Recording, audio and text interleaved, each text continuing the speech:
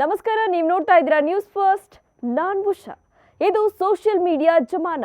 ಹೊಟ್ಟೆಯಲ್ಲಿರೋ ಮಕ್ಕಳಿಗೂ ಒಂದೊಂದು social media account ಇರುತ್ತೆ. ಇನ್ನು ಹುಟ್ಟಿದ ಮೇಲೆ ಅದೇ ಮಕ್ಕಳು ಹಲವಾರು ಅಕೌಂಟ್ಗಳನ್ನು ಮೇಂಟೈನ್ ಮಾಡೋ ರೇಂಜ್ಗೆ ಕಾಲ ಅಪ್ಡೇಟ್ ಆಗಿದೆ. 16 ವರ್ಷಕ್ಕಿಂತ ಕೆಳಗಿನ ಮಕ್ಕಳಿಗೆ ಸೋಷಿಯಲ್ ಮೀಡಿಯಾ ಬಳಕೆಗೆ ಲಿಮಿಟ್ ಇರಬೇಕು. ಮಿತಿ ಮೀರಿದ್ರೆ ಅನಾಹುತಗಳೇ ಹೆಚ್ಚು. ಹೀಗಾಗಿ ಕೆಲವು ದೇಶಗಳಲ್ಲಿ ಮಕ್ಕಳ ಸೋಷಿಯಲ್ ಮೀಡಿಯಾ ಬಳಕೆಗೆ ನಿಷೇಧ ಇದೆ.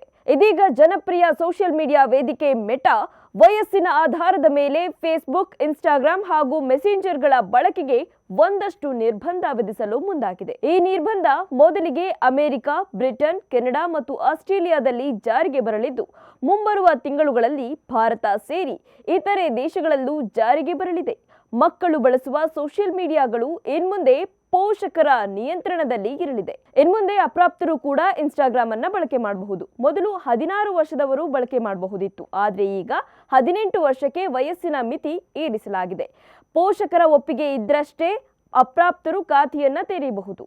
ಈ ಅಕೌಂಟ್ನ ಸಂಪೂರ್ಣ ನಿಯಂತ್ರಣ ಪೋಷಕರ ಕೈನಲ್ಲೇ ಇರುತ್ತೆ. ತಾವು ಫಾಲೋ ಮಾಡುವವರಿಂದ ಮಾತ್ರ ಮೆಸೇಜ್ಗಳು ಬರುತ್ತೆ. ಅಪರಿಚಿತ ವ್ಯಕ್ತಿಗಳ ಮೆಸೇಜ್ ಸ್ವೀಕಾರಕ್ಕೆ ಅವಕಾಶ ಇರುವುದಿಲ್ಲ.